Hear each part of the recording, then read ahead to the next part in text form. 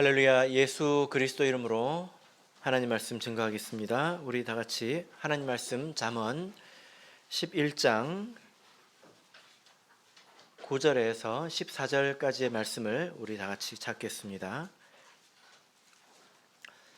잠언 11장 9절에서 14절까지의 말씀을 저와 여러분이 한 절씩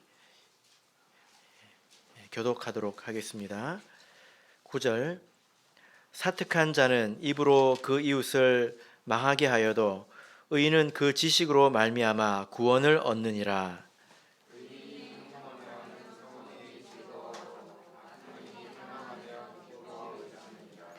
성읍은 정직한 자의 축원을 인하여 진흥하고 악한 자의 입을 인하여 무너지느니라.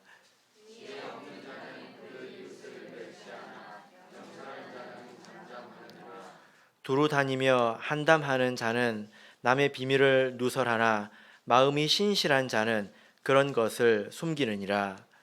도략이 없으면 백성이 망하여도 모사가 많으면 평안을 누리느니라. 아멘. 네, 오늘 이 시간은 말 때문에 살고 죽습니다 라는 제목으로 하나님 말씀을 증거하겠습니다. 이제 3월이 되었습니다. 생각을 해보니까 우리가 코로나로 인해서 본격적으로 이렇게 격리하는 생활에 들어간 지가 이제 1년이 된 것 같습니다. 작년 아동부 영은회를 마치면서 이렇게 갑자기 심해지지 않았습니까? 이렇게 눈에 보이지도 않는 것 때문에 모든 사람들이 또 전 세계적으로 이렇게 고생을 하고 있습니다. 그런데 향후 이 전망을 보니까 코로나 바이러스가 마치 독감처럼 계속 그 형태를 바꿔가면서 항상 있는 그런 바이러스가 될 것이다, 이런 전망이 많더라고요. 물론 이것도 모를 일입니다. 그런데 상황이 이렇게 되다 보니까 우리가 이런 상황을 좀 받아들이고 살아야 되겠다, 이런 생각을 하게 됩니다. 어쩌면 지금이 그나마 나은 상황일지도 모르지 않습니까? 미래를 놓고 보자면 지금이 오히려 더 나은 상황일지도 모릅니다. 그래서 사람들이 이 코로나 바이러스를 경계하고 살아가고 있는데요. 우리가 이 코로나 바이러스보다 더 조심해야 되는 그런 바이러스가 있습니다.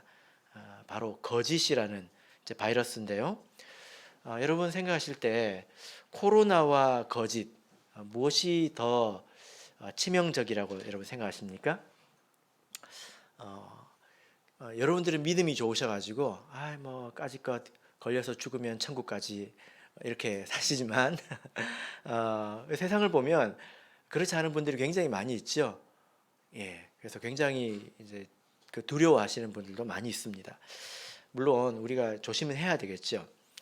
그런데 이 코로나 바이러스의 치사율이 2.1%라고 제가 오늘 통계를 이렇게 봤습니다. 100명이 걸리면 2명이 죽는 이제 바이러스라는 것입니다. 그런데 이것도 그 기저질환이 있는 그런 사람들에게 집중된 것이죠. 건강한 사람들은 거의 이 병으로 인해서 거의 죽지 않습니다. 물론 그 또 후유증도 있지만 걸렸는지 안 걸렸는지 전혀 알지 못하는 그런 무증상 환자들도 굉장히 많이 있지 않습니까? 예. 따지고 보면 이 코로나 바이러스보다 훨씬 더 심각한 병들이 많이 있습니다. 그렇지 않습니까? 그런데 코로나 바이러스를 왜 두려워할까요? 사람들이 왜 이렇게 코로나 바이러스를 두려워할까요? 예, 또 국가적으로 이렇게 긴장하고 있을까요? 이게 전염병이기 때문입니다. 예, 코로나 바이러스보다 훨씬 더 심각한 병이 있지만 그건 옆에 있다고 해서 전염되는 건 아니거든요. 그죠? 예. 그래서 이 전염력이라는 것이 있기 때문에 다수가 걸릴 수 있죠. 또 다수가 걸리게 되면 이 개인적인 문제와는 또 다른 사회적인 문제가 생길 수 있습니다. 의료 체제가 이제 붕괴된다든지 이런 여러 가지 문제들이 생길 수 있기 때문에 사람들이 조심하는 것입니다. 반면에 이 거짓, 이 생각의 바이러스, 거짓은 어떤 것입니까? 만약에 우리가 이 코로나 바이러스를 두려워하면서 이 거짓이라는 바이러스를 두려워하지 않는다면 이것은 이렇게 모순된 것일 겁니다. 자, 우리 본문의 말씀 9절을 읽겠습니다. 자, 9절 읽겠습니다. 시작. 사특한 자는 입으로 그 이웃을 망하게 하여도 의인은 그 지식으로 말미암아 구원을 얻느니라. 예. 자, 여기 보면 사특한 자는 입으로 그 이웃을 망하게 한다 할 때 입에서 나오는 말을 말하는 것인데 이것은 특별히 거짓말을 말하는 것입니다. 여러분, 거짓이라는 게 어떤 것이 거짓입니까? 이것을 좀 넓게 생각해 보자면 진실이 아닌 것이 다 거짓이죠. 그죠? 예. 또 진리가 아닌 것, 이런 것들이 다 거짓에 해당합니다. 구체적으로 예를 들어 보자면 어떤 것이 거짓일까요? 엄청 많죠. 너무나 많이 있습니다. 예를 들어 세상에도 보면 사회에 각종 가짜 뉴스들이 있지 않습니까? 사실 확인을 거치지 않은 그런 가짜 뉴스들이 있습니다. 그런 것들도 거짓이죠. 그런 것들을 보면 참 이 세상은 뭐가 진짜인지 알 수 없는 그런 시대가 됐구나, 이런 생각이 듭니다. 똑똑한 사람들이 나와가지고 다 자기 말이 옳다고 그러는데 뭐가 맞는 건지 모르겠습니다. 그런데 우리가 조심해야 될 거짓은 우리 신앙 안에서 말씀과 관계된 것이죠. 예를 들어 하나님이 없다. 이것은 그 사람이 믿고 말하든 믿지 않고 말하든 이것은 거짓이죠. 그죠? 예. 돈이 최고이다. 참말입니까? 거짓입니까? 예. 욕심을 이루면 행복해진다. 이것은 어떻습니까? 예. 또 사람이 죄를 지을 수밖에 없지 않습니까? 그러니까 죄 짓고 회개하면 괜찮습니다. 이 말이 맞는 말입니까? 틀린 말입니까? 예. 이런 것들이 다 거짓의 범주 안에 들어가는 것들입니다. 그런데 이 거짓이라고 하는 것은 코로나와 아주 유사하지만 더 큰 파괴력을 가지고 있습니다. 코로나하고 거짓의 유사한 점이 뭘까요? 예. 첫 번째는 그게 사람의 입에서 나온다는 것입니다. 코로나 바이러스 물론 코로도 나오고 하지만 대부분 입으로 나오지 않습니까? 그죠? 예. 근데 이 거짓은 더 막기가 어려워요. 여러분들이 지금 마스크를 다 쓰고 계시지 않습니까? 그래서 그 비말, 침 이런 것들은 어지간히 막아주잖아요. 그런데 혹시 거짓말을 막아주는 마스크 이런 거 보신 적 있습니까? 그런 거 개발하면 대박입니다. 법정에 딱 서면 그 마스크를 딱 씌우면 되겠죠? 그러면 판사가 필요 없습니다. 다 진실만을 말하게 될 테니까. 그런데 거짓을 걸러주는 마스크가 있나요? 그런 게 없겠죠. 그죠? 또 진실만을 듣게 해주는 귀마개 이런 거 있나요? 그런 거 없지 않습니까? 그러니까 이 거짓이 더 어렵다는 겁니다. 그 다음에 공통점이 있는데 이게 전염력이 있다는 것입니다. 코로나 한 사람이 걸리면 지금 몇 사람에게 전염시키는지 여러분 혹시 아십니까?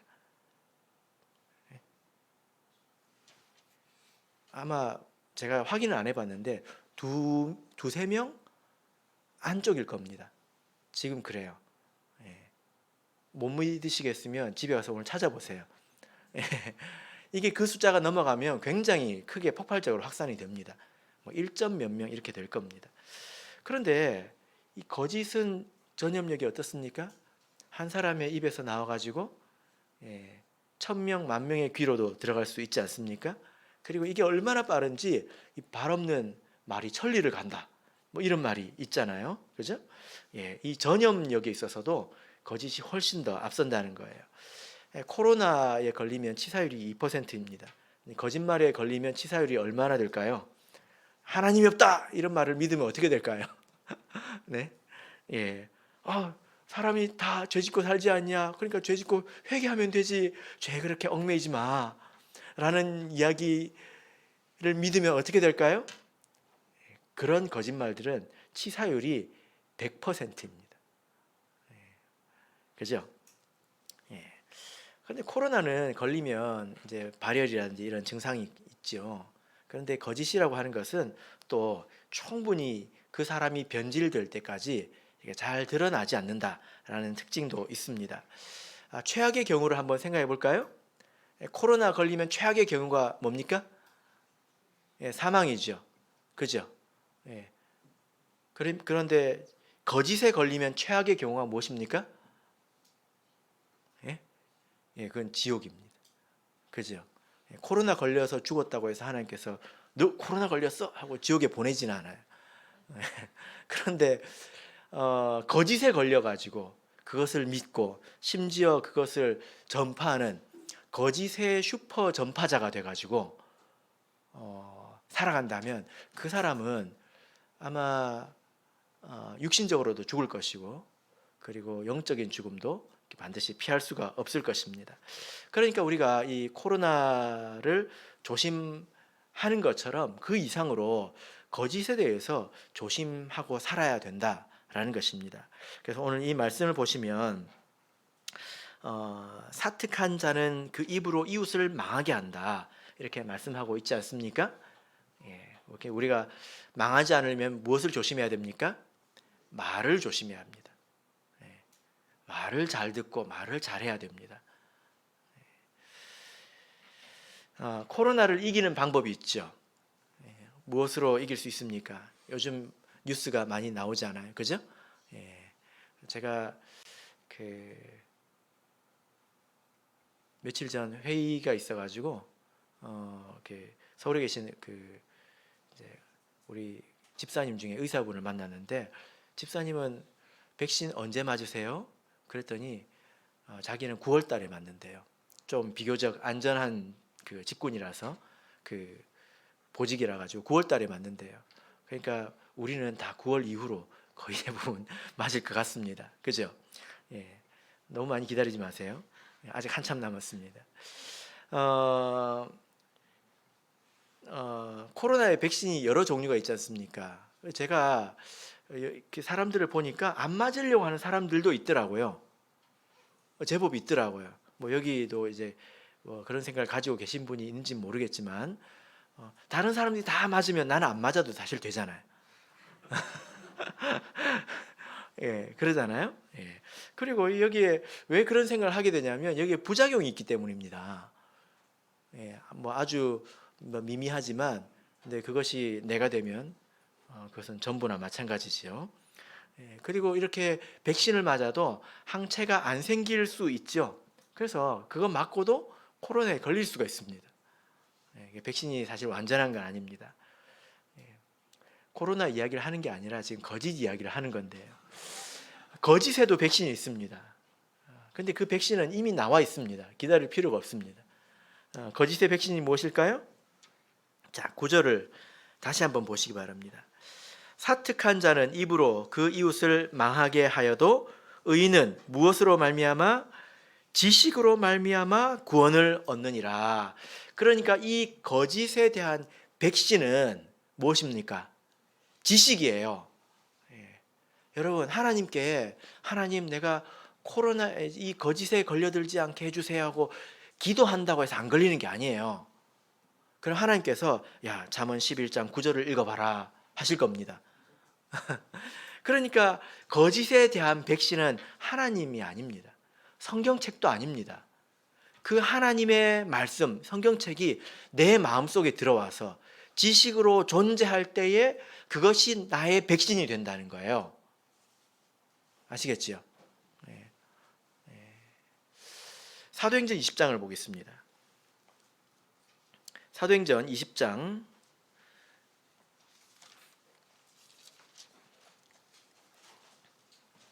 30절부터 32절까지를 보겠습니다. 사도행전 20장 30절에서 32절 자, 같이 읽겠습니다. 시작. 또한 너희 중에서도 제자들을 끌어 자기를 쫓게 하려고 어그러진 말을 하는 사람들이 일어날 줄을 내가 아노니 그러므로 너희가 일깨어 내가 3년이나 밤낮 쉬지 않고 눈물로 각 사람을 훈계하던 것을 기억하라. 지금 내가 너희를 주와 및 그 은혜의 말씀께 부탁하노니 그 말씀이 너희를 능히 든든히 세우사 거룩해 하심을 입은 모든 자 가운데 기업이 있게 하시리라. 예. 자, 이 말씀은 바울 사도가 에베소 성도들과 작별을 하면서 그들에게 한 이야기인데요. 바울 사도가 하나를 알고 있다고 말했습니다. 무엇을 알고 있다고 했습니까? 30절을 보니까 내가 떠나고 나면 지금 바울 사도는 에베소 교회 장로들, 이 지도자들, 리더들과 같이 하고 있습니다. 너희들 중에 이 교회 리더들 중에서 어그러진 말을 해가지고, 이 말은 비뚤어진 말, 거짓말을 말합니다. 그런 말을 해가지고 성도들을 꿰는 자들이 있을 것이다. 이렇게 말하고 있습니다. 그러니까 거짓말을 통해서 이렇게 허물려고 하는 사람이 있을 것이다. 이렇게 말하고 있지 않습니까? 그러니까 이에 대해서 백신을 이야기하고 있죠. 무엇이 너희를 지켜줄 것이다. 이렇게 말하고 있습니까? 32절을 보십시오. 그래서 31절을 보시면 내가 3년이나 밤낮 쉬지 않고 눈물로 각 사람을 훈계하던 것을 기억하라. 무엇을 기억해야 됩니까? 말씀을 기억해야 돼요. 말씀을. 그러니까 내가 아무리 신앙생활을 열심히 하고 좋은 마음 가지고 해도 말씀을 듣지 않고 마음속에 깨달은 마음이 생기지 않으면 나중에 늑대 밥이 됩니다. 그죠? 그래서 바울 사도가 내가 이제 떠나서 너희들을 보호해 줄 수 없는 그런 상황이 되었으니까 내가 이제 너희들을 누구에게 부탁한다고 말하고 있습니까? 주와 및 그 은혜의 말씀께 부탁하노니 그리고 무엇이 너희를 능히 든든히 세울 거라고 말하고 있습니까? 말씀이 능히 너희를 든든히 세울 것이다. 이렇게 말씀하고 있다는 말입니다.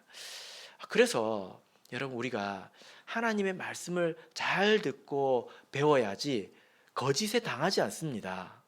감염되지 않습니다. 그래야 우리가 영적인 생명을 보존하겠지요.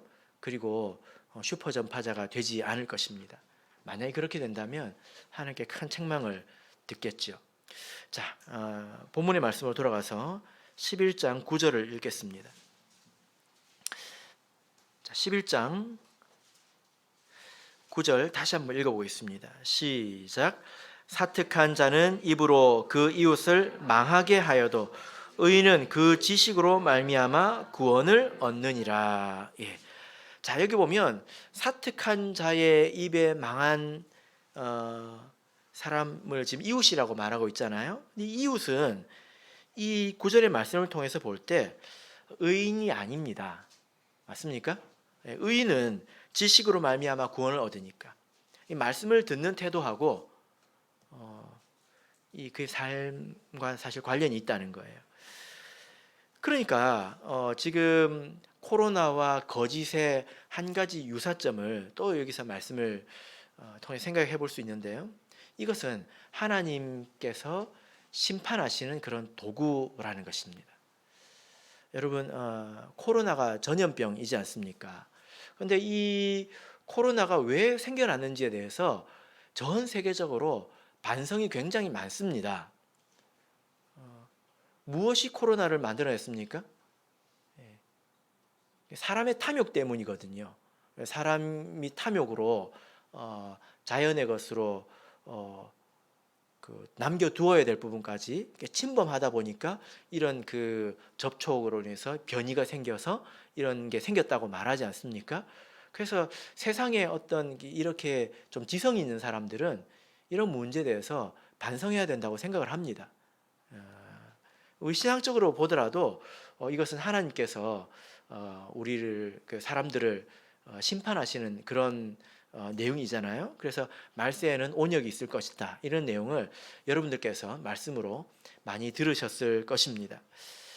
그래서 이 코로나라고 하는 것은 이 탐욕에 물든 세상을 심판하는 하나님의 도구로 라는 거지요.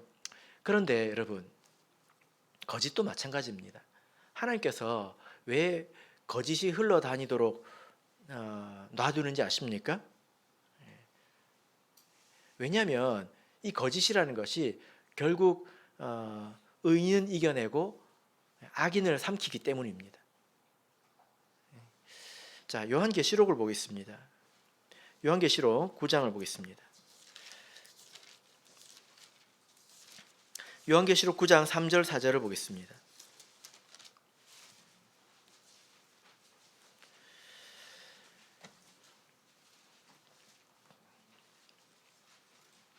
요한계시록 9장 3절 4절 읽겠습니다. 시작. 또 황충이 연기 가운데로부터 땅 위에 나오매 저희가 땅에 있는 전갈의 권세와 같은 권세를 받았더라. 저희에게 이르시되 땅에 풀이나 푸른 것이나 각종 수목은 해하지 말고 오직 이마에 하나님의 인 맞지 아니한 사람들만 해하라 하시더라. 예. 자, 여기 보면 다섯 번째 천사가 나팔을 불 때 황충이 나옵니다. 근데 이 황충은 사람들을 해하는 어떤 그런 일을 하는데요. 여기 보면 어떤 사람들을 해합니까? 하나님의 인 맞지 아니한 사람들만 해하라. 황충은 하나님의 인 맞지 않은 사람들만 해할 수 있습니다. 자, 여기서 인이라고 하는 것은 뭐죠? 인이라고 하는 것은 성령을 말하죠. 그 인 맞다는 것은 무엇을 말합니까? 성령을 받은 것을 말하죠. 예, 이때 제가 계시록 말씀을 전할 때 설명을 드렸는데 기억하실런지 모르겠습니다. 그래서 이 말씀을 읽고 나는 성령을 받았지 하고 안심하면 될까요? 성령 받지 않은 사람 빨리 기도해. 너 성령 빨리 받아야 돼. 이렇게 기도해야 될까요? 그건 맞는 말이죠. 여기서 이 원문으로 보자면 인 맞지 않은 사람이 아니라 인을 가지고 있지 않은 사람을 말합니다. 그러니까 여러분, 성령이라고 하는 것은 우리가 받을 수 있지만 소멸할 수도 있습니다. 그래서 어떤 사람은 내가 성령을 받아서 성령을 가지고 있다고 생각하지만 소멸한 사람이 있을 수 있다는 거예요. 네, 그런 사람도 포함이 됩니다. 그러니까 사실 성령을 근심하게 하고 성령을 지키지 못한 사람을 이야기하죠. 이런 표현들이 잠언의 악인 다 이렇게 통하는 것입니다. 근데 이런 사람들을 괴롭힐 때 무엇으로 괴롭히나요? 자, 10절을 보실까요? 자, 7절 보면 황충들의 모양은 하면서 10절에 보면 10절 읽겠습니다. 시작. 또 전갈과 같은 꼬리와 쏘는 살이 있어 그 꼬리에는 5달 동안 사람들을 해하는 권세가 있더라. 예. 이 황충의 꼬리가 있다고 말하고 있습니다.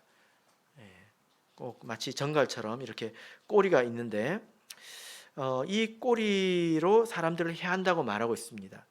기억나십니까? 이 꼬리는 무엇을 상징하는 표현이었습니까?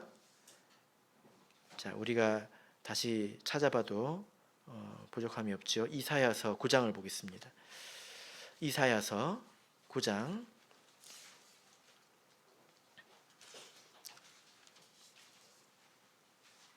14절 15절. 이사야서 9장 14절 15절.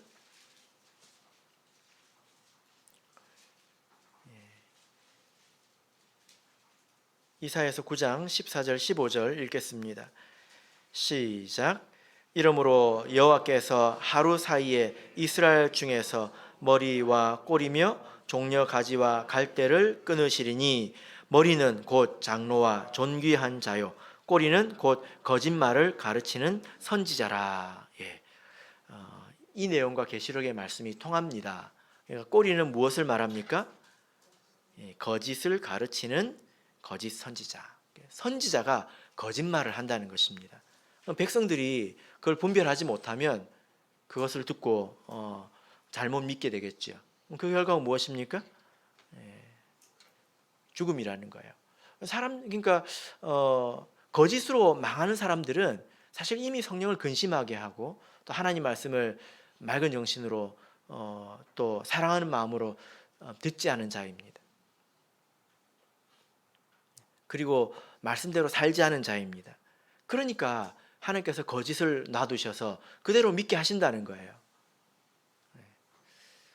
황충이 대단한 권세가 있는 것이 아니라 하나님께서 이렇게 심판의 도구로 사용하신다라는 것입니다.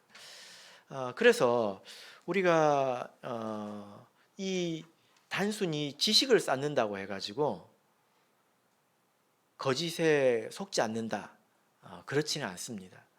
우리가 하나님 앞에서 올바르게 살 때에 하나님께서 우리에게 필요한 올바른 지식을 주실 것입니다. 이렇게 말해도 맞습니다. 또 그런 사람들은 하나님의 말씀을 사모합니다. 자, 이제 본문으로 돌아가서 보시면요, 11절을 11절을 읽겠습니다. 11절 읽겠습니다. 잠언 11장 11절 읽겠습니다. 시작. 성읍은 정직한 자의 축원을 인하여 진흥하고 악한 자의 입을 인하여 무너지느니라. 여기 보면 이 성읍이 악한 자의 입을 인하여 무너진다라고 말하고 있지 않습니까? 그죠? 자, 10절을 보시면 의인의 형통을 이야기하고 있습니다. 또 악인의 패망을 이야기하고 있습니다. 사실 이것은 거짓의 결과입니다. 우리가 신앙적으로 보자면 의인은 거짓으로 인해서 형통해집니다. 살아나는 것이죠. 악인은 거짓으로 패망하는 것입니다. 자, 그런데 여러분, 입이라고 하는 것은 이렇게 사특한 자, 거짓을 말하는 자, 악한 자, 하나님을 모르는 자, 그런 사람들에게만 입이 있는 건 아니죠? 그죠? 여러분 마스크를 쓰고 있으니까 제가 잘 모르겠는데요. 입이 다 있지 않습니까? 여러분들에게도 그렇죠? 예. 자, 여기 보면 반면에 성읍은 정직한 자의 축원을 인하여 진흥한다 라고 말씀하고 있습니다. 이 정직한 자는 의인을 말하죠. 또 사특한 자의 거짓을 전하는 사특한 자를 이제 반대의 말입니다. 가끔 이제 우리가 말씀을 전할 때 마칠 때 축복합니다 이런 말을 하지 않습니까? 그죠?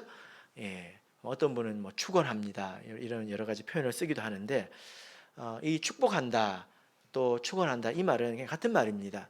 그러니까 하나님께 빈다 이런 뜻이죠. 그러니까 하나님께 비는 게 뭐예요? 기도잖아요. 그럼 축복하는 거하고 기도하는 거하고 뭐가 다릅니까? 기도는 하나님께 말하는 거고 축복은 사람한테 말하는 거예요. 같은 말을. 그죠? 그래서 내가 누가 예를 들어 건강하게 해주세요 하고 하나님께 말하면 그게 기도가 되는 것이고 하나님께서 당신을 건강하게 해주시길 바랍니다 하고 사람에게 말하면 그게 곧 축복이 되는 거죠. 그죠? 예. 사실상 같은 것입니다.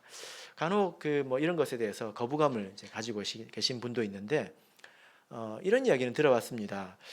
축원합니다 하니까 축원이 불교 용어라고 이야기를 하는 경우도 있더라고요. 그래서 제가 찾아봤는데 맞더라고요.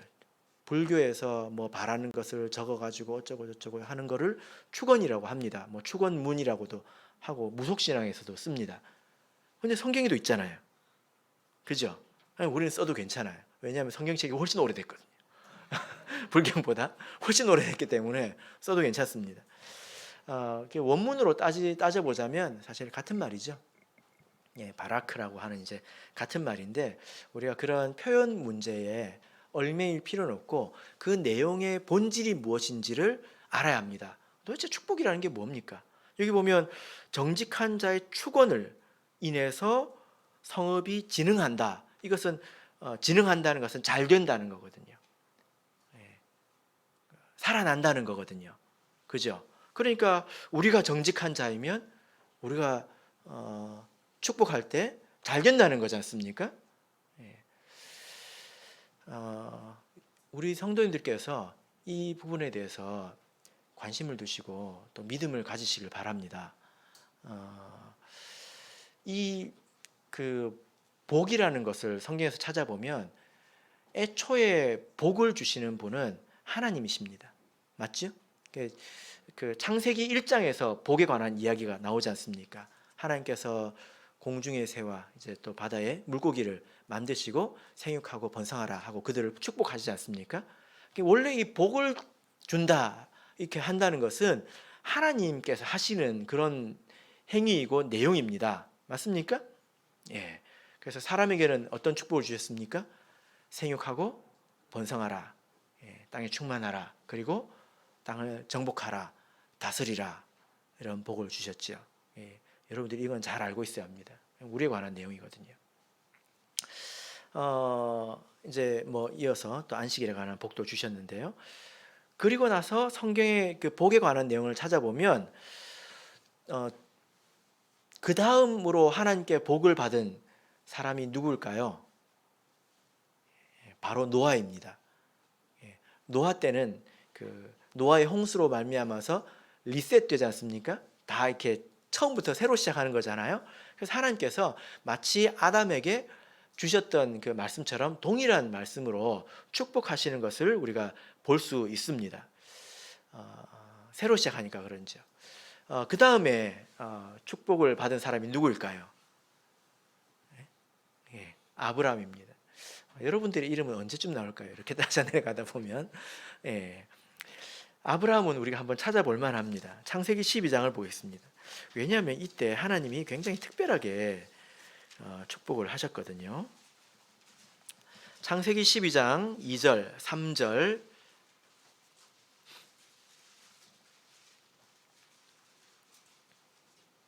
창세기 12장 2절, 3절 같이 읽겠습니다. 시작. 내가 너로 큰 민족을 이루고 내게 복을 주어 내 이름을 창대케 하리니 너는 복의 근원이 될지라.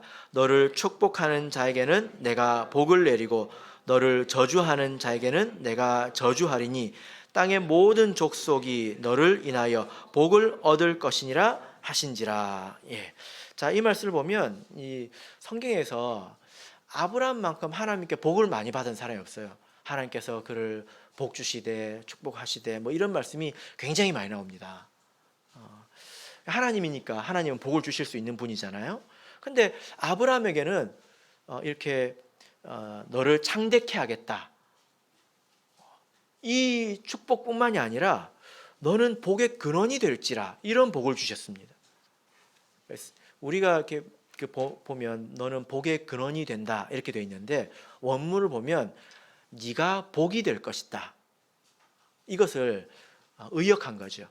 그러니까 아브라함 자체가 복이 된다는 거예요. 그러니까 복 덩어리가 된다는 것입니다. 그래서 아브라함 자체가 복이기 때문에 아브라함에게는 그때부터 다른 누군가를 축복할 수 있는 그런 권세가 아브라함에게 있다는 거예요.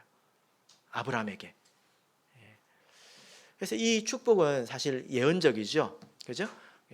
그 천하 모든 민족이 아브라함을 인해서 복을 얻는다라는 말은 아브라함의 후손인 예수 그리스도를 통해서 모든 민족이 구원의 복을 얻게 된 것을 말을 합니다. 그러나 이렇게 복의 근원이 된 것이 사실상 또 맞습니다. 여러분, 사람이 다른 사람에게 복을 줄 수 있습니까? 자기 한계 속에서 복을 줄 수 있죠. 그죠? 자기 한계 속에서. 여러분들은 뭐 어떤 복을 주실 수 있습니까? 예를 들어 온유에게 복을 준다 그러면 뭐 과자 몇 봉지 정도, 뭐 그 정도밖에 안 되잖아요. 사람이 줄 수 있는 것은 사실 그렇게 귀한 게 아니거든요. 그죠?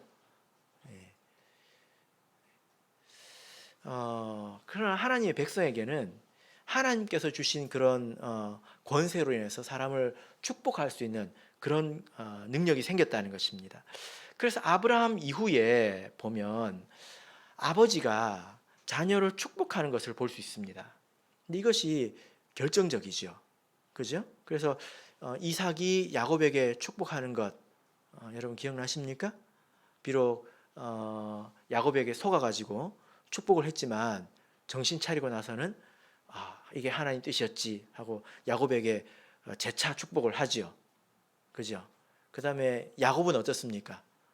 야곱은 자식들이 많잖아요. 성경에 보면 한 장에 걸쳐서 축복만 나와 있습니다.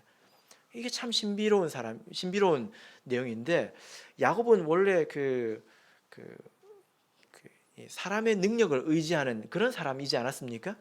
축복 따위, 다른 사람이 말해주는 그런 축복 따위에 기대하는 사람이 아니에요. 그래요, 안 그래요? 누가 축복해주면 너 말로 입 닦으려고 그러냐? 그건 아무것도 아니지 않습니까? 원래 야곱이 그런 사람이었는데, 이후에 야곱은 사람의 어떤 능력보다 축복이 결정적이다라는 것을 알고, 야곱이 그 험악한 인생을 살고 인생의 처세를 가르치지 않고 축복하지요. 처음부터 끝까지. 그죠? 잘 생각해 보십시오. 이게 결정적입니다. 이렇게 해서 아버지가 자녀에게 축복하는 일들이 생겼다는 거예요. 성경을 보면 하나님만 복을 주시는 것이 아니라 아버지가 자녀에게 복을 주시게 되었다는 것입니다. 축복하게 되었다는 거예요. 그러니까 아버지한테 잘 보여야 돼. 아들들 여기 있죠? 아버지한테 잘 보이세요? 그리고 빨리 아버지가 되길 바랍니다. 그리고 이후에 성경을 보면 제사장이 민족을 축복합니다. 맞습니까? 민수기 6장을 보겠습니다. 민수기 6장 22절을 보겠습니다. 여기서 제사장이 축복을 하는데 사람으로서는 할 수 없는 말을 합니다. 이것은 하나님의 명령을 받아서 하는 이야기죠. 자, 민수기 6장 23절 읽겠습니다. 시작. 아론과 그 아들들에게 고하여 이르기를 너희는 이스라엘 자손을 위하여 이렇게 축복하여 이르되. 하나님께서 이 제사장들과 또 제사장들에게 백성들을 축복하라 이렇게 말을 했습니다. 그러니까 이렇게 축복하는 것은 뭡니까? 명령이라는 거예요. 그래서 하나님의 백성을 축복해야지 저주하면 안 됩니다. 아까 하나님께서 아브라함에게 하신 말씀이 기억나십니까?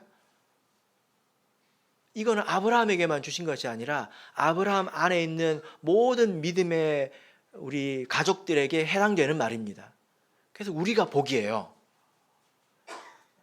그리고 우리를 축복하면 누가 축복받습니까? 그 사람이 축복받는다고 했습니다. 그리고 우리를 저주하면 그 사람이 저주를 받는다고 했지요.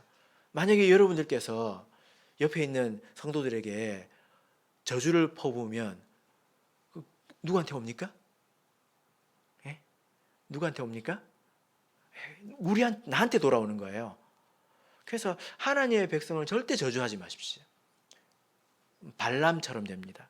민수기 22장에 보면 발람 선지자 아시죠? 하나님께서 발람에게 이렇게 말씀하셨어요. 그 백성을 저주하지 말라. 그들은 복을 받은 자니라. 하나님께서 이렇게 말씀하셨다고요. 그러니까 우리가 이렇게 축복하는 것은 제사장에게 주신 명령인데, 여러분 지금 이 시대에 누가 제사장입니까? 목자님이 제사장입니까? 누가 제사장이죠? 나는 아닌데 누가 있었나? 하고 지금 옆을 두리번 하십니까? 누가 제사장입니까? 김진표 형제, 누가 제사장입니까? 그래서 나한테 잘 보이라는 웃음인가요? 성경적으로 보자면 우리가 세례를 받을 때 하나님의 제사장이 됩니다. 그래서 우리는 서로 마땅히 축복해야 되겠죠. 그죠?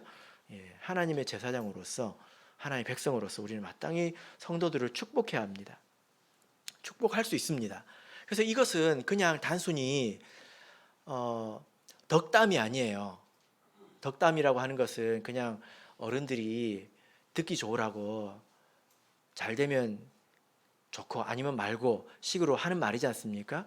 우리가 이렇게 축복하는 것은 하나님의 말씀을 통해서 우리가 얻은 권세를 하나님의 명령에 따라서 우리가 시행하는 것입니다. 하나님께서 아브라함을 얼마나 많이 축복하셨는지 창세기 12장부터 쭉 찾아보세요. 이제 우리가 그렇게 해야 된다는 거예요. 서로가 서로를. 그죠? 예. 그래서 이제 저도 과거를 생각해 보면 사실 뭐 그 제가 대학교 들어가면서 신앙생활을 시작을 했고 별로 뭐 이렇게 뭐 잘난 것도 없었는데 제가 기억이 나는 분이 있습니다. 이게 누구냐면 우리 이제 순우자매님 어머니인데 소감사 집사님. 이분이 아주 그 축복 대장이었어요. 맞지요? 예? 축복 대장. 예. 꼭 마치 내 돈 나가는 거 아니까 막 쓰는 분처럼 축복을 그렇게 많이 하셨어요. 그래서 우리 학생들 만나면 일꾼이라고, 예. 교회 기둥이 될 거라고 막 이렇게 기뻐해 주시고 이렇게 하셨거든요. 여러분 그렇게 해보셨습니까? 우리 여기 진표 우리 교회 기둥이라고 엉덩이 한번 두들겨 보셨습니까? 예, 그런 적 없으시면 회개하세요. 예? 내 돈 나가는 것도 아닌데 뭘 그렇게 아끼십니까? 예, 서로 축복해야 합니다. 제가 그 기억이 납니다. 그런 말씀을 듣고 했던 기억이 납니다. 하나님의 백성은 저주해서는 안 됩니다. 여러분 꼭 기억하십시오. 너는 커서 뭐가 되려고 그러노? 예, 그렇게 우리가 말할 것이 아니라 소망을 가지고 축복해야 합니다. 꼭 실천하시길 바랍니다. 그래서 여러분 이 세상에는 이렇게 죽이는 말도 있고 살리는 말도 있죠. 우리의 입에 그런 권세가 있다라는 것입니다. 이제 잠언 11장으로 돌아가서 12절부터 14절을 보겠습니다. 잠언 11장 12절에서 14절 같이 읽겠습니다. 시작. 지혜 없는 자는 그 이웃을 멸시하나 명철한 자는 잠잠하느니라. 두루다니며 한담하는 자는 남의 비밀을 누설하나 마음이 신실한 자는 그런 것을 숨기느니라. 도략이 없으면 백성이 망하여도 모사가 많으면 평안을 누리느니라. 예. 자, 여기서 조금 더 구체적으로 이 지혜로운 말에 대해서 말씀을 하고 있습니다. 여러분 축복하시고 또 자기에 대해서도 저주하지 마세요. 아시겠죠? 자기 자신에 대해서도 나도 하나님의 백성이니까 자기 자신에 대해서 저주하거나 또 원망하거나 한탄하거나 그런 것도 하나님 보시기에 아름답지 않습니다. 그렇게 하지 말아야 합니다. 자, 이제 그 12절 13절을 보시면 조금 더 구체적으로 우리가 이 지혜 있는 말에 대해서 말씀을 하고 있는데 12절 13절과 14절은 같이 우리가 볼 수 있습니다. 어떻게 볼 수 있을까요? 자, 12절을 보시면 이웃을 멸시한다 이렇게 말하고 있지 않습니까? 여러분 어떻게 이웃을 멸시합니까? 12절 13절은 세트예요. 그래서 대칭이 됩니다. 지혜 없는 자는 멸시하고 그 다음에 13절을 보면 두루다니며 한담하는 자는 남의 비밀을 누설하고 이게 같은 거예요. 그 다음에 명철한 자는 잠잠하고 그 다음에 13절 신실한 자는 그런 것들을 숨기느니라 이게 같은 말이에요. 그러니까 여기 보면 이웃을 멸시한다는 게 그냥 사람을 무시하고 멸시하고 그런 것만을 말하는 게 아니라 무엇을 놓고 말하는 것입니까? 그래서 어떤 사람의 잘못을 돌아다니면서 이야기하고 다니는 사람을 말합니다. 이게 멸시하는 거예요. 여러분 하나님의 자녀를 멸시하는 것은 되게 무서운 일입니다. 여러분 누가 여러분의 자녀를 멸시하면 기분 어떻습니까? 기분 나쁘지요. 내 자식 못난 건 내가 알지만 그래도 그건 기분 나쁘다 이렇게 나오지 않습니까? 그래서는 안 됩니다. 멸시한다는 것이 되게 나쁜 일이지만 여기 보면 이것도 멸시하는 거라는 거예요. 반면에 명철하고 또 신실한 것은 무엇입니까? 그 허물을 숨겨주는 것, 잠잠하고 숨겨주는 것을 말합니다. 이 말씀은 지난번에도 말씀을 드린 적이 있는데요. 성경에 이런 예가 하나 있죠. 그죠? 누구의 예입니까? 바로 노아의 예입니다. 노아가 포도주에 취해서 잠들었죠. 그죠? 그런데 그 허물을 본 아들이 생각 없이 그 말을 가서 전했지 않습니까? 그래서 어떻게 됐습니까? 저주를 받았습니다. 그리고 실제로 그 노아의 저주가 성취가 되었죠. 우리는 마땅히 하나님의 백성으로서 이런 것을 떠나서 자기의 허물을 생각할 때, 내가 어떻게 하나님의 백성이 되었나를 생각할 때 우리는 눈꼽만큼도 다른 사람을 판단하고 비판할 자격이 없습니다. 그렇지 않습니까? 그렇게 하지 말아야 합니다. 그러나 그렇게 하는 것이 지혜로운 일도 아닙니다. 그래서 부부 사이에라도 그런 이야기는 하지 마세요. 고린도전서 5장 11절을 보면 한번 보겠습니다. 고린도전서 5장 11절 보겠습니다.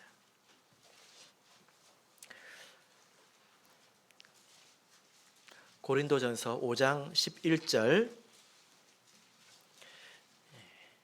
자, 읽겠습니다. 시작. 이제 내가 너에게 쓴 것은 만일 어떤 형제라 일컫는 자가 음행하거나 탐람하거나 우상 숭배를 하거나 후욕하거나 술 취하거나 토색하거든 사귀지도 말고 그런 자와는 함께 먹지도 말라 함이라. 바울 사도가 성도들에게 권면하고 있습니다. 형제라 일컫는 자가, 그러니까 형제라고 말하지 않습니다. 그러니까 형제겠죠. 그죠? 우리 성도들을 말합니다. 그런 자 중에 만약에 이런 자가 있다면 함께 먹지도 말라고 말하고 있습니다. 이 말은 형제로 여기지 말라는 것이거든요. 되게 무서운 말입니다. 여기 보면 어떤 것들이 포함되어 있습니까? 음행하거나 탐람하거나, 이것은 다른 사람 것을 뺏는단 말이죠. 우상 숭배를 하거나, 여기에 무엇도 포함되어 있습니까? 후욕하거나. 후욕이 무엇입니까? 뒷말하는 걸 말해요. 뒷말하는 걸. 어떤 사람의 연약함 또 부족함이 있으면 그걸 가지고 뒤에서 계속 말하는 것을 말합니다. 이게 악한 거라는 것입니다. 그죠? 이것이 이간질이 될 수 있습니다. 여러분, 우리는 어떻게 해야 될까요? 자, 본문의 말씀으로 돌아가서 14절을 보겠습니다. 잠언 11장 14절을 보겠습니다. 잠언 11장 14절 읽겠습니다. 시작. 도략이 없으면 백성이 망하여도 모사가 많으면 평안을 누리느니라. 여러분, 이럴 때 우리가 어떻게 해야 될까요? 뒤에서 말할 것이 아니라 대면에서 지혜를 나눠줘야 합니다. 도략이 없으니까 백성이 망하지 않느냐. 이건 지혜가 필요하다는 거죠. 그래서 이런 맥락 속에서 읽어보면 어떤 사람의 허물에 대해서 뒤에서 말하는 것은 악한 것이고 기회가 주어질 때 그 사람에게 지혜를 나누어 주라는 것입니다. 물론 여기에도 지혜가 필요하죠. 무조건 내가 말을 해준다고 해서 사람이 다 듣지는 않습니다. 그래서 하나님께 기도하고 하나님께서 기회를 주실 때에 내가 가지고 있는 지혜를 겸손하게 나눌 수 있습니다. 이것이 하나님께서 기뻐하시는 그런 신실하고 또 정직하고 지혜로운 자의 태도라는 것입니다. 말씀의 결론 맺겠습니다. 코로나가 창궐하고 있지만 그러나 이 코로나가 오기 전부터 이미 거짓이라는 아주 무서운 바이러스가 이 세상을 휩쓸고 있습니다. 여러분, 우리가 정말 조심하지 않으면 내가 이 거짓 바이러스의 슈퍼 전파자가 될 거예요. 그래서 우리가 마음속에 지식을 잘 쌓아서 내가 이런 사람이 되지 않도록 해야 될 것입니다. 도리어 우리는 어떤 말하는 법을 배워야 될까요? 축복하는 말하는 법을 배워야 될 것입니다. 이것도 해봐야 알지 그냥 쭈뼛쭈뼛 하다가 그냥 지나칠 수 있습니다. 그래서 오늘 나가시면서 서로 축복의 말씀을 나누시기를 바랍니다. 그리고 오늘 주무시기 전에 가족들과 같이 기도하시면서 서로 축복의 말을 꼭 나누시고 주무시길 바랍니다. 우리 청주교회 분들은 이런 거 시키면 되게 잘하시더라고요. 네, 꼭 축복의 말을 해보시길 바라고, 또 우리 또 특히 우리 학생부들, 아동부들 보면 저 엉덩이를 좀 두들겨 주셔도 괜찮습니다. 예, 그리고 축복의 말을 꼭 해주시기를 바랍니다. 이것이 하나님께서 우리 성도들에게 주신 특별한 권세이죠. 창세기 12장 2절에서 아브라함의 자녀들에게 주신 이 권세라는 것입니다. 바라옵기는 이 말로 인해서 죽지 아니하고 살아나시는 저와 여러분이 되시기를 예수 그리스도 이름으로 축복합니다.